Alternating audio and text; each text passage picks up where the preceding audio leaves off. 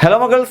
അങ്ങനെ നമ്മൾ കാത്തിരുന്ന് നമ്മുടെ എക്സാം ഇതാ നമ്മുടെ മുന്നിലെത്തിയിട്ടുണ്ട്, നമ്മുടെ പടിവാതിൽക്കൽ എത്തിയിട്ടുണ്ട്. അപ്പോൾ നമുക്ക് എങ്ങനെയെങ്കിലും അതിലേക്ക് വേണ്ടിയിട്ടുള്ള പഠനം കംപ്ലീറ്റ് ചെയ്യുക, അടിപൊളിയായിട്ട് പഠിച്ചെടുത്ത് നമുക്കത് എഴുതുക എന്നുള്ളത് മാത്രമാണ് നമ്മുടെ മുന്നിലുള്ള വഴി. അപ്പം വളരെ കുറച്ച് സമയം നമ്മുടെ മുന്നിലുള്ളൂ. അപ്പം ഒരുപാട് ടെൻഷൻ അടിക്കുന്നവർക്ക്, ഒരുപാട് കൺഫ്യൂഷൻ അടിക്കുന്നവർക്ക്, എങ്ങനെയൊക്കെ ഇതൊക്കെ പഠിച്ചെടുക്കേണ്ടത് എന്നൊക്കെ ഡൗട്ടുള്ളവർക്ക്, ഇനി പഠിച്ചത് മറന്നു പോകുന്നോ എന്നൊക്കെയുള്ള ഡൗട്ടുള്ളവർക്ക്, എങ്ങനെ നമ്മുടെ മുന്നിലുള്ള 5 ഓർഗാനിക് ചാപ്റ്റേഴ്സിൽ ബയോമോളിക്യൂൾസ് ഒഴിവാക്കിയാൽ ബാക്കി 4 ഓർഗാനിക് ചാപ്റ്റേഴ്സ് ഉണ്ടല്ലോ, ഈ ചാപ്റ്റേഴ്സ് നമുക്ക് എങ്ങനെ പഠിച്ചെടുക്കാം. ഓർഗാനിക് ചാപ്റ്റേഴ്സ് ഒരു റിയാക്ഷൻ അടുത്ത റിയാക്ഷൻ എത്തുമ്പോഴേക്കും മറക്കുന്നു, എന്തൊക്കെ പഠിക്കാനുള്ളത് ഒരു ഐഡിയ ഇല്ല, ഇങ്ങനെയൊക്കെ കുറേ ഡൗട്ടുകളുണ്ട്. എങ്ങനെ നമുക്കിത് പഠിച്ചെടുക്കാം, എങ്ങനെ നമുക്ക് ഈസി ആയിട്ട് പഠിച്ചെടുക്കാം എന്നുള്ളൊരു ചോദ്യമാണെങ്കിൽ നമുക്ക് ഒരു ഐഡിയ എന്ന് പറഞ്ഞു കഴിഞ്ഞാൽ എങ്ങനെ നമുക്ക് ഓർഗാനിക് ഈസി ആയിട്ട് പഠിച്ചെടുക്കാം എന്ന് ചോദിച്ചു കഴിഞ്ഞാൽ, ഇപ്പം ഞാൻ +1 +2 ഒക്കെ പഠിക്കുന്ന സമയത്ത്, ഈ ഓർഗാനിക് പഠിക്കുന്ന സമയത്ത്, അവസാന സമയത്ത് ഒക്കെ പഠിക്കുന്ന സമയത്ത് എങ്ങനെയാണ് ഈസി ആയിട്ട് പഠിച്ചെടുക്കാൻ വേണ്ടിയിട്ട് ഇതിനെ കുറച്ച് കാറ്റഗറി ആക്കി മാറ്റും. അഥവാ നമ്മൾ നിങ്ങൾക്ക് മുന്നേ വീഡിയോ തന്ന പോലെ തന്നെ നമുക്ക്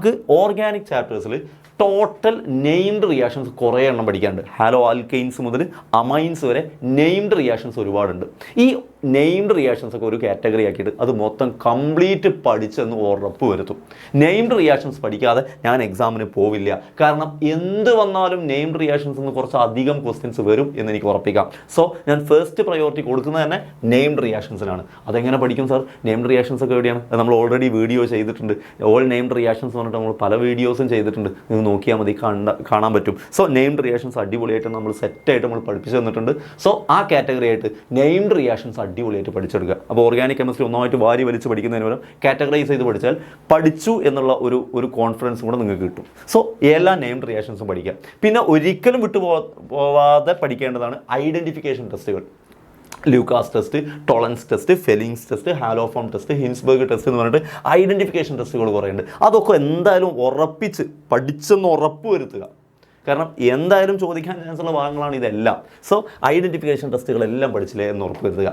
ദെൻ എല്ലാ ഓർഗാനിക് ചാപ്റ്റേഴ്സിലും ഒരുപോലെ വരുന്നൊരു ടോപ്പിക്കാണ് electrophilic substitution reaction. Nitration, sulphonation, chlorination എന്ന് പറഞ്ഞിട്ട്. അപ്പോൾ ഓരോ ഇലക്ട്രോഫിലിക് സബ്സ്റ്റിറ്റ്യൂഷൻ റിയാക്ഷൻ്റെ ഒക്കെ എല്ലാ മെത്തേഡും സെയിമാണ്. പക്ഷേ എന്താണ് അതിൽ വരുന്ന പിന്നെ വ്യത്യാസം? ഓരോ ചാപ്റ്ററിലും ഇലക്ട്രോഫിലിക് സബ്സ്റ്റിറ്റ്യൂഷൻ പഠിക്കുമ്പോൾ വരുന്ന ചെറിയ ഡിഫറൻസ് എന്താ? അത് മാത്രം ഒന്ന് മനസ്സിലാക്കി പഠിച്ചാൽ ഈസി ആയിരിക്കും. അത് വെറുതെ കാണാപാഠം പഠിക്കുന്നതിന് ആ വ്യത്യാസം മാത്രം, ഇതിൽ നിന്ന് അതാണല്ലേ വ്യത്യാസം, ആ ടോപ്പിക്കിൽ നിന്ന് ഈ ടോപ്പിക്കിനുള്ള ചെറിയ വ്യത്യാസം, ഇലക്ട്രോഫിലിക് സബ്സ്റ്റിറ്റ്യൂഷൻ റിയാക്ഷൻ്റെ വ്യത്യാസം, ഫീനോൾ വരുമ്പോഴുള്ള വ്യത്യാസം ഇതാണ്, അനിസോൾ വരുമ്പോഴുള്ള വ്യത്യാസം ഇതാണ് എന്നിങ്ങനെ മനസ്സിലാക്കി ഇലക്ട്രോഫിലിക് സബ്സ്റ്റിറ്റ്യൂഷൻ റിയാക്ഷൻ എല്ലാം കൂടെ ഒറ്റയടിക്ക് പഠിക്കുക. ദെൻ അതുപോലെ നമ്മുടെ ഹാലോ ആൽക്കൈൻസ് എന്ന് പറയുന്ന ചാപ്റ്ററിൽ നിർബന്ധമായിട്ട് നിങ്ങൾ പഠിച്ചെടുത്ത് പോകേണ്ട റിയാക്ഷനാണ് nucleophilic substitution reaction. Nucleophilic substitution reaction ഇവിടെ ഉണ്ട്. അതുപോലെ തന്നെ നമ്മൾ ആൽഡിഹൈഡിൽ ന്യൂക്ലിയോഫിലിക് അഡീഷൻ റിയാക്ഷൻ ഉണ്ട്. അത് രണ്ടും അങ്ങനെ കാറ്റഗറൈസ് ചെയ്ത് പഠിക്കും. ഇതെല്ലാം പഠിച്ചില്ലേ എന്ന് ഉറപ്പ് വരുത്തണം. ദെൻ ഇമ്പോർട്ടൻ്റ് ആയിട്ടുള്ള കുറച്ച് കോമ്പൗണ്ട്സ് ഉണ്ട്, അവരുടെ ഫോർമുല, അതിൻ്റെ സ്ട്രക്ചർ, അതിൻ്റെ പേര്. ഫോർ എക്സാമ്പിൾ ആസ്പിരിൻ, അതുപോലെ ക്യുമീൻ, പിക്രിക് ആസിഡ് എന്നൊക്കെ പറഞ്ഞ കുറച്ച് പേരുണ്ട്. ഇതുമായിട്ട് ബന്ധപ്പെട്ട് ക്വസ്റ്റ്യൻസ് വരും. സോ ക്വസ്റ്റ്യൻസ് നിർബന്ധമായിട്ടും വരാൻ ചാൻസ് ഉണ്ട് എന്നുള്ളതിനെ നമ്മൾ ഒരിക്കലും സ്കിപ്പ് ചെയ്യാണ്ട് അതിങ്ങനെ കാറ്റഗറൈസ് ചെയ്ത് പഠിച്ചു എന്ന് തന്നെ ഉറപ്പ് വരുത്തുക. ദെൻ സാധാരണ എല്ലാ ഇയറിലും ഫിസിക്കൽ പ്രോപ്പർട്ടീസ്, ഏതെങ്കിലും ഒരു ചാപ്റ്ററിൽ ഫിസിക്കൽ പ്രോപ്പർട്ടിയായിട്ട് ബന്ധപ്പെട്ട് ക്വസ്റ്റ്യൻസ് വരാറുണ്ട്, ബോയിലിംഗ് പോയിന്റോ സൊല്യൂബിലിറ്റിയുമായിട്ട് ബന്ധപ്പെട്ട്. സോ എല്ലാ ചാപ്റ്ററിലെയും ഫിസിക്കൽ പ്രോപ്പർട്ടി പഠിച്ചില്ലേ എന്ന് ഉറപ്പ് വരുത്തുക. ദെൻ ഇമ്പോർട്ടൻ്റ് ആയിട്ടുള്ള റിയേജൻസ്, ഇപ്പോൾ for example KMnO4, LiAlH4, CrO3, PCC, ഇങ്ങനെ കുറച്ച് ഇമ്പോർട്ടൻ്റ് ആയിട്ടുള്ള റിയേജൻസ് ഉണ്ട്. കോൺസെൻട്രേറ്റഡ് H2SO4, ആൽക്കഹോളിക് ആസിഡ് ഇങ്ങനെ ചേർക്കുന്ന ഈ റിയേജൻസിൻ്റെ പേര് കേൾക്കുമ്പോൾ തന്നെ അവരെന്ത് റിയാക്ഷനാണ് പങ്കെടുക്കുക, അവർ എന്ത് റിയാക്ഷനാണ് ഹെൽപ്പ് ചെയ്യുക. കോൺസെൻട്രേറ്റഡ് H2SO4 ചേർത്താൽ ഡീഹൈഡ്രേഷന് സഹായിക്കും എന്നിങ്ങനെയുള്ള ഒരു പ്രത്യേക ഒരു ഐഡിയ, പെട്ടെന്ന് ഐഡിയ കിട്ടുന്ന രൂപത്തിൽ പഠിച്ചെടുക്കുക.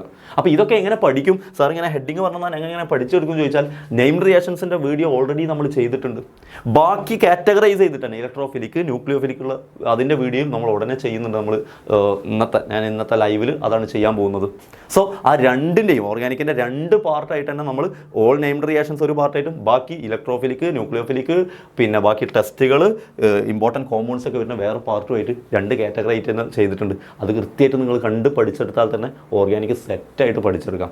സോ സ്മാർട്ടായിട്ട് കാര്യങ്ങൾ കാണുക, സ്മാർട്ടായിട്ട് പഠിക്കാൻ ശ്രദ്ധിക്കുക. ഒരുപാട് സമയം ഇരുന്ന് എന്താ പഠിക്കണമെന്ന് ഐഡിയ ഇല്ലാണ്ട് ഹാർഡ് വർക്ക് ചെയ്ത് ഉറക്കം വെച്ചിട്ട് പഠിക്കുക എന്നുള്ളതിനപ്പുറം കുറഞ്ഞ സമയം കൊണ്ട് സ്മാർട്ടായിട്ട് പഠിച്ച് ഒരുപാട് വിവരങ്ങൾ പിന്നെ മനസ്സിലേക്ക് എടുക്കുന്ന രൂപത്തിൽ പഠിച്ചെടുക്കുക.